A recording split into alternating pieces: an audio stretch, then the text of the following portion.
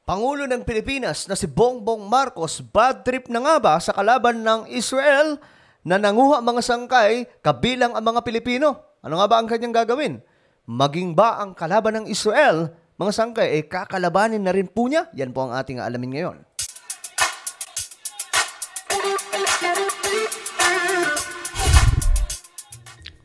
Hello mga sangkay, kamusta po kayong lahat? Mula sa Luzon, Visayas, Mindanao, Sabah at maging sa ating mga kababayan na nasa iba't ibang bansa. Siyempre, shoutout din po sa lahat ng mga solid sangkay, no?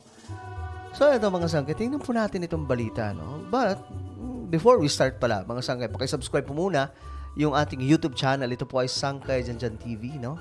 Ito mismong pinapanood nyo. So, ang gawin nyo lamang, i-check nyo sa ibaba, may makikita po kayong subscribe button.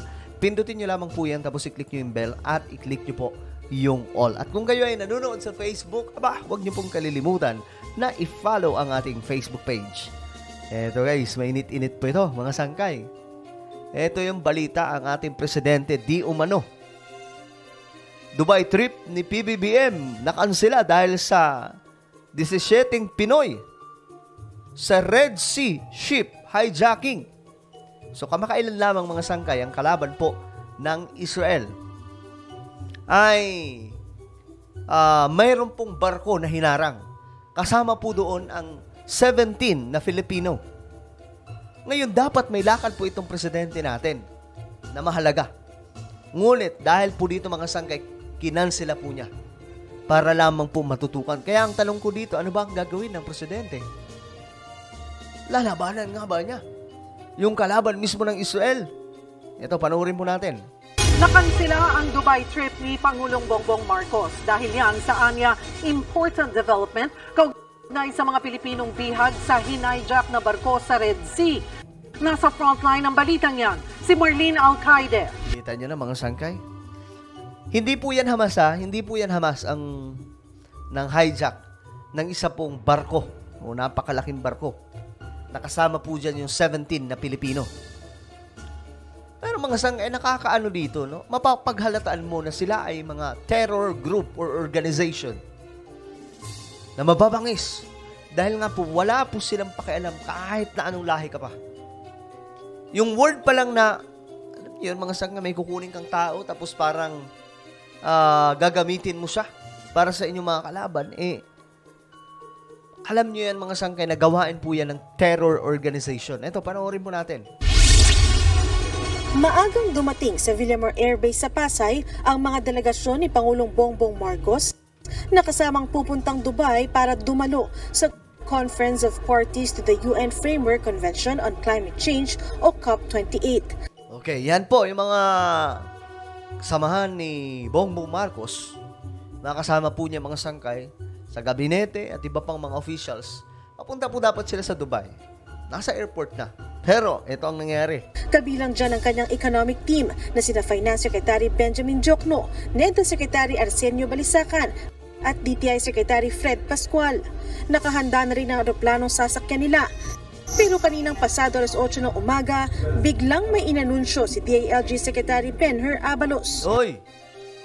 Ano ang anunsyo ni Sec Abalos? Magandang umaga po sa inyong lahat. Ngayong umaga po ay dapat na patungong Dubai, no, for the COP ang ating mahal na Pangulo. Ulit ang video na to, no? Tingnan nyo, yung likod, naka-colored yung likod, pero yung tao, mga sangkay, black and white. No? Ito po ay tungkol sa framework ng United Nations climate change. Ganda pa naman sana ng pupuntahan ng mga officials natin kasi about po ito sa climate change. Yan naman mga sangkay kung ano po ang nangyayari sa panahon natin ngayon, di ba? Climate change, lumalala po yung situation ng planeta natin, yung mga yelo po, yung glaciers, natutunaw na po ng daan-daan mga sangkay, at mas mabilis na po ito kaysa sa dati. Lumalala ang situation ng ating planeta at abnormal na nga po ayon po sa mga scientists at kailangan po talaga ng healing process. Kaya nga lang, dahil po sa tumataas na technology, nasisira po yung ating kalikasan at ito na po yung resulta mga sangkay, pati po tayo tatamaan nito. Ngayon, si PBBM sa usaping climate change, hindi makakadalo. Bakit? Environment. Ngunit ito po'y na-cancel ngayong umaga. Ang kanselasyon ng biyahe ni PBBM ay dahil sa anyay important development sa 17 Pilipinong seafarer na sakay ng hinayjack na barko sa Red Sea. Important development. Ano to? Nakakausap niya yung mga leader nitong mga sangkay. Itong nanguha o nang hijack ng isang malaking barko. Sa social media post pa ng Pangulo, sinabi niyang makikipag-meeting siya ngayong araw para sa pagpapadala ng high-level delegation sa Tehran, Iran. Magbibigay rin ng mga tulong sa mga Pilipinong hostage. Nang tanungin si Abalos kung anong tinutukoy na importanteng development at kung gaano ito kaseryoso, matipid ang sagot ng kalihim. Anything that will be involving our seafarers ay napaka-importante para sa ating Pangulo. Pero at this point, sana maunawaan nyo, hindi ko pwedeng i-discuss kung ano nangyayari because of the sensitive issues. Okay, sensitive issues. Hindi na po brinodcast mga sangkay. And maybe may mga upasapan po sila nitong leader, nitong kalaban ng Israel. And we don't know ano ba talaga ang gagawin ng ating presidente. Kasi tinago nila mga sangkay, which is mukhang kailangan naman talaga itago para po hindi pagmulan ng chaos o kuro-kuro ng bawat Pilipino. Secretary, ganun kaseryoso yun. Kaya talaga... Well, I cannot comment on that.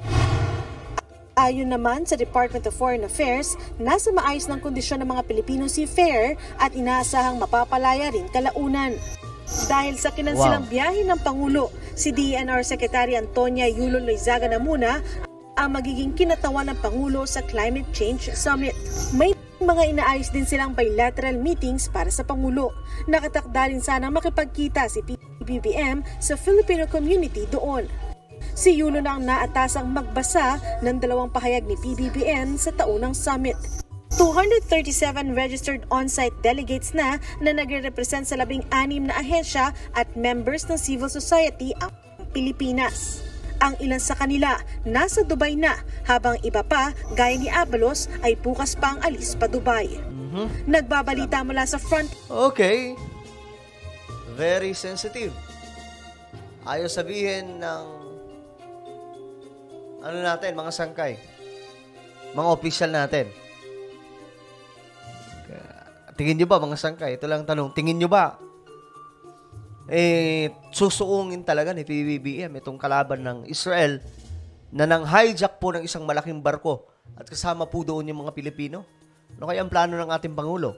Ano po ang inyong masasabi, mga sangkay? O opinion? I-comment nyo lamang po sa ibaba. Now guys, I invite you. Ito po, meron po akong isang meron po akong Facebook group. Private po ito. Marami na po mga solid sangkay ang andito. Ayan po, 2.1 members na po.